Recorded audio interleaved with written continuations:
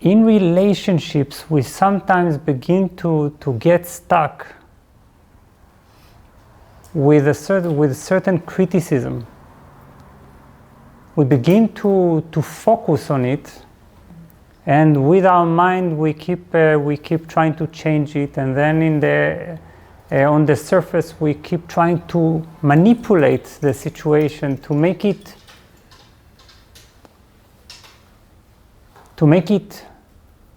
become the way we see it. To move your husband, the huge project of moving your husband from inflexibility to flexibility. That's the only moment when the mind can come to rest. Here, I've made my husband in my own image. But then, instead, what you were describing, that you could see that the very same major complaint could hide within it a gift. What happened? Why did this happen? And this is exactly the point of this talk, that we need to ask ourselves very honestly, why is that? Why is it that we focus so much on the negative aspects of our partners, loved ones, children, parents, colleagues, strangers? What is this obsession with the negative?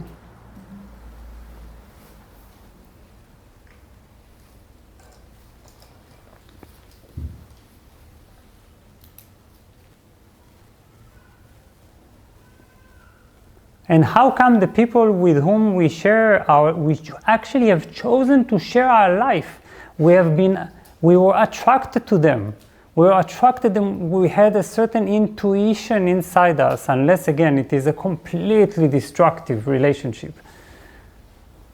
In which case you just take your things and move away, but I'm talking about the destructive.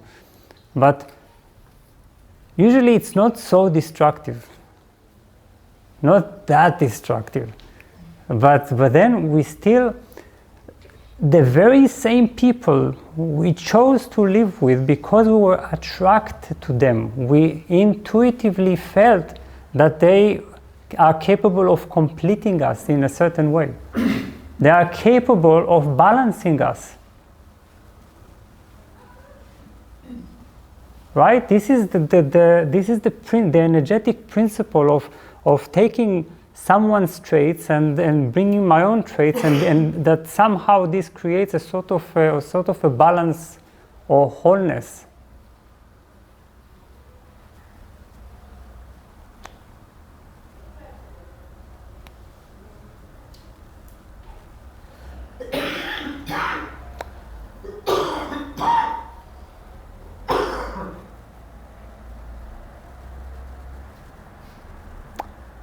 But slowly what happens is that we stop seeing those aspects.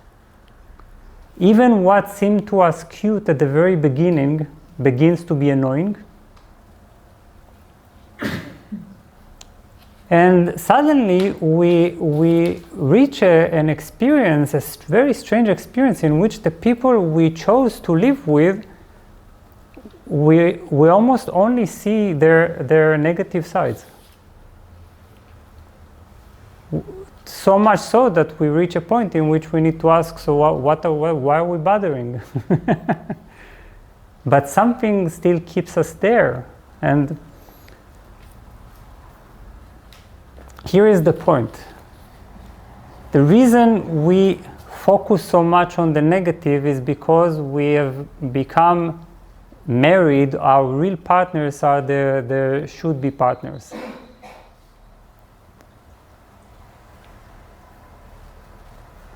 We so much live in these parallel universes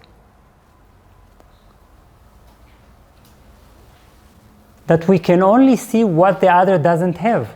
Do you understand? It's very simple dynamics, right? If this is my focus, eventually I come to realize, okay, this person doesn't have this and doesn't have that, and this doesn't have this and doesn't have that. The list is very long, and we become blind to what the person has, the real person. Our relationship it begins to be based on false expectations, on what that person cannot give me, which is exactly what I need from them.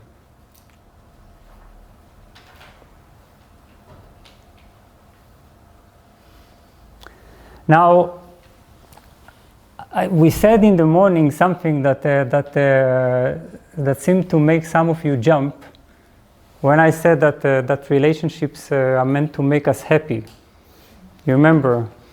And then because we have somehow come to accept that relationships are some kind of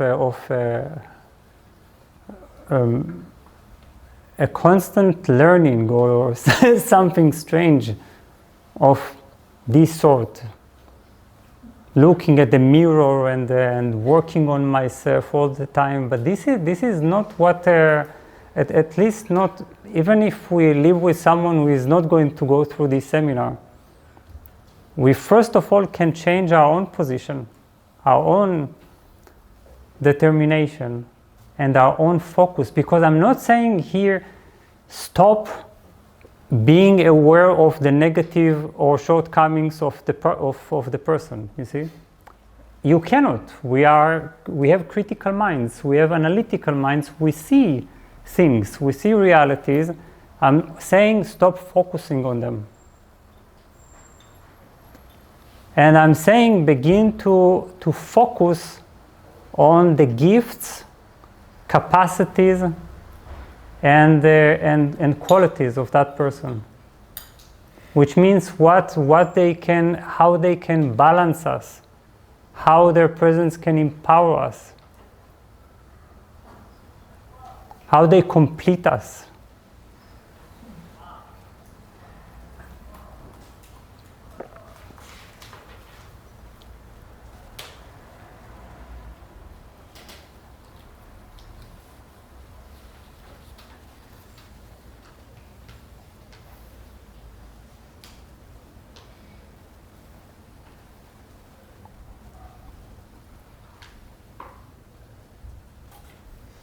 Otherwise, what's the point of relationships at all? You see, life is challenging enough. Life is a difficult experience at times. There are so many pressures and so many tensions. So why would we have our relationships also a place of pressure and criticism? We said that this seminar is about the heart of relationships, and if we focus for a moment on what the first role of relationships is, it is to support one another. To support one another in a very difficult and challenging life and world. That's what we are. That's what we're meant to do. And you know, there's something so strange about it that we have finally found those people with whom we are going to share our life. The children, the partners, the colleagues, and so on. Out of nearly 8 billion of people. Here we are meeting in these precious moments. And what we're doing instead is criticizing one another. Isn't that very strange?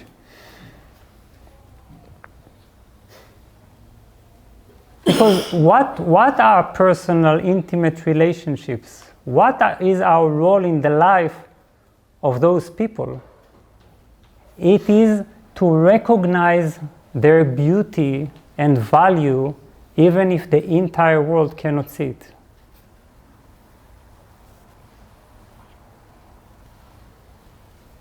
We are what I can call the recognizers of the others.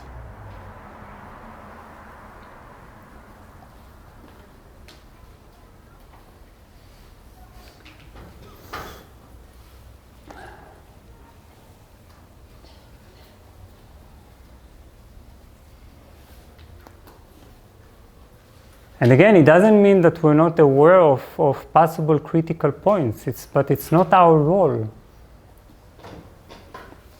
And I'm not saying also that we must not have any aspect of development in a relationship, but not from a critical foundation, not based, that the starting point is not criticism. It's not you should, you would, you could. But first of all is you are, and this is why I'm choosing you. And we are choosing also our children. We are choosing also our parents.